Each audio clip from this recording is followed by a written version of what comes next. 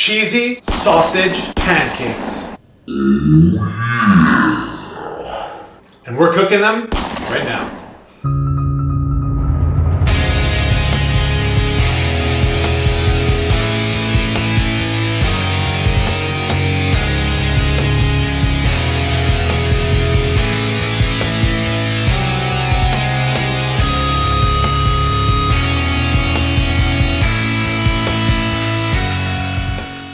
Holy son of a gun, that's a big one. What's up guys? Welcome back to another episode of G Outdoors, G Eats edition, which means only one thing. Today we're gonna be eating. As you guys heard in the intro, today we're gonna be doing some cheesy sausage pancakes, but not just any cheesy sausage pancakes. We're gonna be using some wild deer meat and some wild buffalo. The deer meat we actually got, I'm using the reserves from what I got from my buck last year. If you guys haven't already taken a look at the video yet, I'll post it up top if you guys want to take a look at it after, see how the hunt unfolded. But let's get right to it. Now before we start, I just want to say that this recipe is perfect for breakfast. Me personally, I'm not big on breakfast, but when I do make breakfast, I make breakfast. So this will combine a lot of ingredients into one. All right guys, so now we got the spicy buffalo sausage. We got some deer meat, vacuum packed from last year, just regular minced meat. Now what we're gonna do is actually remove the casing from the spicy buffalo sausage. Remove it all, and we're gonna throw it in the bowl and discard the casing. Get rid of that stuff. Looks like a meat condom.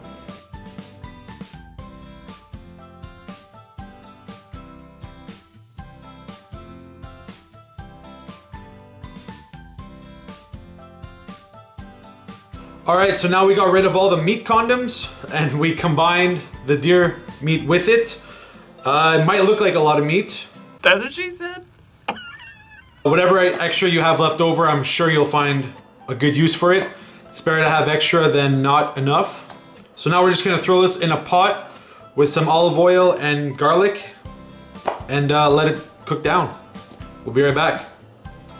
The meat is all cooked up, nice and golden brown. It smells amazing.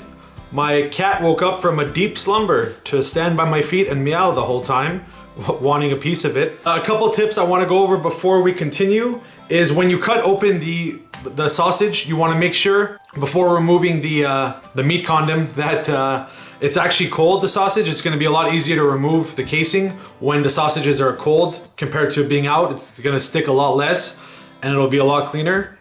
And also another thing, I cooked it down to a part where I'm happy with eating because it's not going to be cooked very much once it's inside the pancake batter. So you want to make sure it's cooked to your liking already beforehand because like I said, it's going to be barely cooked once it's inside the pancake batter. It's not going to be mixed, it's not going to be cooking for a long time. So now we're going to give this some resting time, let it cool off a bit, and we're going to work on our pancake mix. Shred some cheese, cut some onion.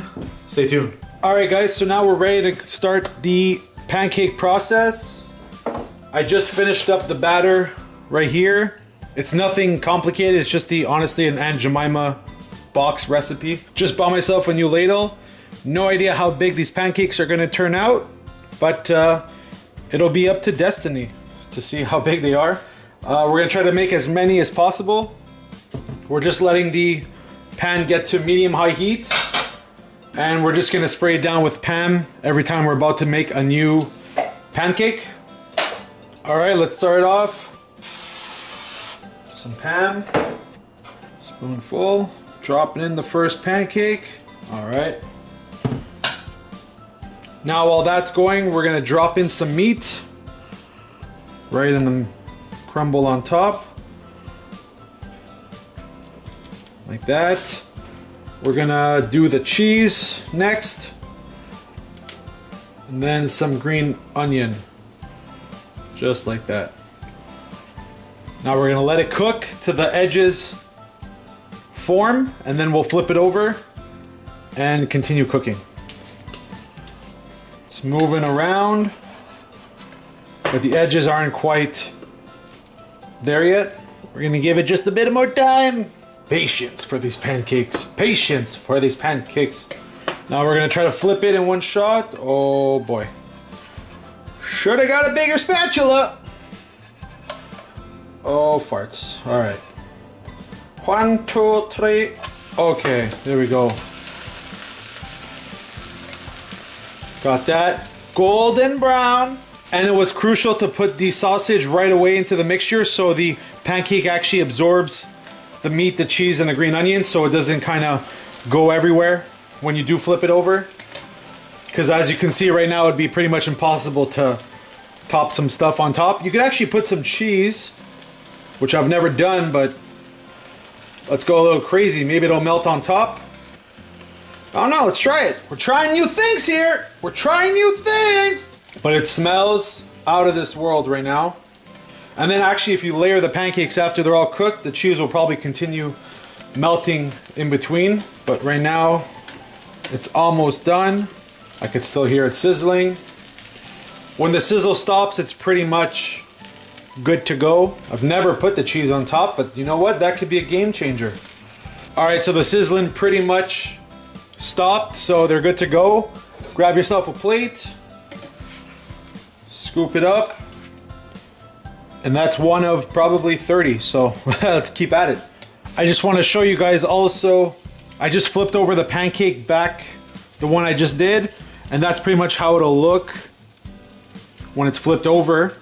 But you can see all the green onion, the cheese, the sausage all kind of held together inside the batter. It's a thing of beauty. So now we're going to just flip it back over with the side of the cheese, which is melting to the plate. That's ooey gooey goodness. All right, let's continue these ones. All right, this one got way too big. They're gonna be complicated to flip, so I'm gonna definitely reduce the size on the next batches. Yeah, these are definitely gonna be a lot more manageable. I did about half the ladle. Another tip I just did was after a couple pancakes, the pan was getting really hot.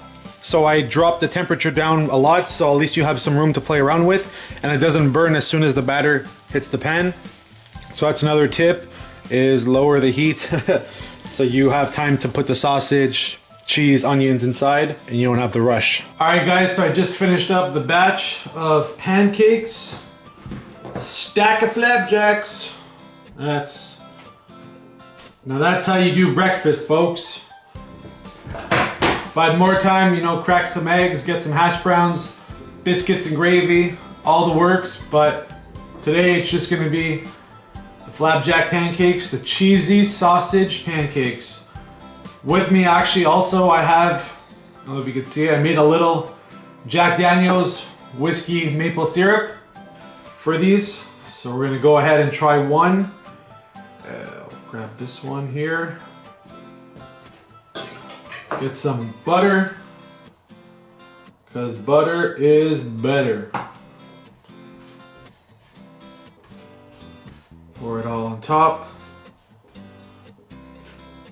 And then Jack Daniel's whiskey, maple syrup, drizzle it on top.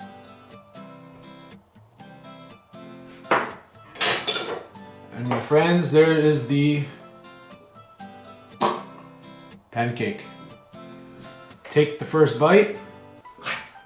They're so fluffy, you don't even need a knife. Take a bite.